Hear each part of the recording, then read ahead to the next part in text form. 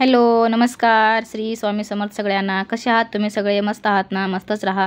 स्वामी कृपा तुमच्यावर सदैव राहो ही स्वामीचरणी प्रार्थना करते आणि आजच्या व्हिडिओला सुरुवात करते.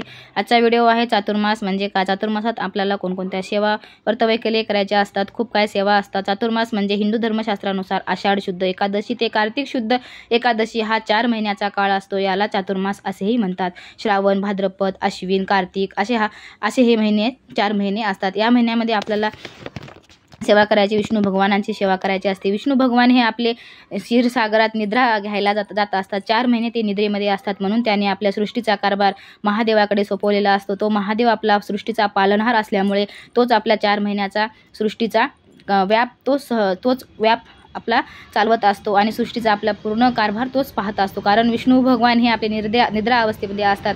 त्याच्यामुळे आपल्याला विष्णू भगवानांची सेवा, महादेवाची सेवा, गणपतीची सेवा, दुर्गा देवीची सेवा अशा प्रकारे खूप सेवा आपल्याला या 4 महिन्यामध्ये करायच्या असतात. 4 महिन्यामध्ये आपल्याला सेवा, व्रत, वैकल्य, पूजा पाठ, पारायण, आपल्याला शिवलीला अमृताचं पारायण, पुन्हा सप्तशती, दुर्गा पाठ हे सगळे असे पारायण आपल्याला करायचे असतात.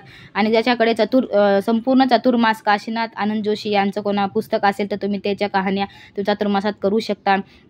कारण आपल्याला ऋषीमुनींनी सांगितलेले आहे की भगवंताचे नामस्मरण, व्रतवैकल्ये ह्या काळामध्ये आपल्याला करायचे असतात. या काळात व्रतवैकल्ये केल्यामुळे आपल्याला शाश्वत पुण्य प्राप्त होते. चातुर्मास खूप महत्त्वाचा मानला जातो. कारण ह्या काळामध्ये काही लोक वांग्याची भाजी, नॉनव्हेज वगैरे असे काही आपण एक संकल्प म्हणून पाळला जातो. 4 महिने तो काही असं खात वगैरे नाहीत.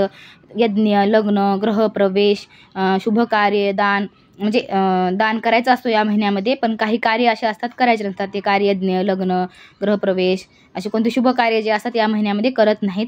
दान करणे, आपण या महिन्यामध्ये सेवा करणे, कोणत्या तीर्थशास्त्री भेटी घेणे अशा खूप सेवा असतात. आणि श्रावण महिन्यामध्ये आपल्याला महादेवाची सेवा करायची असते. त्याच्यानंतर आपल्याला शिवलीला अमृतचं पारायण करायचं, महादेवाची खूप अशी सेवा करायची. रोज महादेवाच्या पिंडीला आपण जल अर्पण करायचं, दुधाचा अभिषेक द्यायचा, बेलपत्र आपण वाहायचे, विष्णूची सेवा करायची, तुळशीला पाणी अर्पण करायचं. तुळशीचं पण व्रत असते, मी तुम्हाला दुसऱ्या व्हिडिओमध्ये सांगते. तुळशीचं व्रत आपल्याला चातुर्मासात कसं करायचं असतं ते पण मी तुम्हाला सांगेन.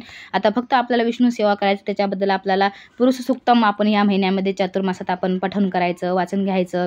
आपल्याला लक्ष्मीची सेवा करायची. कारण विष्णू भगवानाची सेवा करत असताना लक्ष्मीची सेवा येतेच. लक्ष्मीची सेवा आल्याच्यानंतर आपण श्रीयंत्राला कुंकुमार्चन, असे कुंचम सेवा अशा प्रकारे खूप लक्ष्मीच्या सेवा असतात. त्या आपण लक्ष्मीच्या सेवा करायच्या.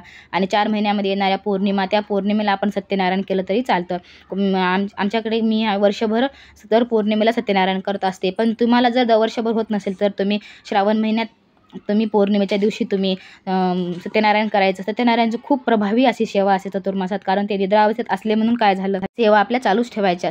ह्या सेवा करत असताना आपल्याला देवाला काही मागायचं आहे म्हणूनच सेवा करायचं नाही. आपल्या मनाला एक शांती, आपल्याला एक आनंद वेगळाच मिळतो. आपलं मन खूप प्रसन्न होतं. त्याच्यासाठी आपल्या सेवा करायच्या असत्या. जेवढ्या सेवा मला माहीत आहेत चातुर्मासातल्या मी तेवढा सांगण्याचा तुम्हाला प्रयत्न केला आहे. आजचा व्हिडिओ तुम्हाला कसा वाटला प्लीज नक्कीच मला कमेंट करून सांगा. श्री स्वामी समर्थ. आजची सेवा मी स्वामीचरणी अर्पण करते. इथेच व्हिडिओचा शेवट घेते.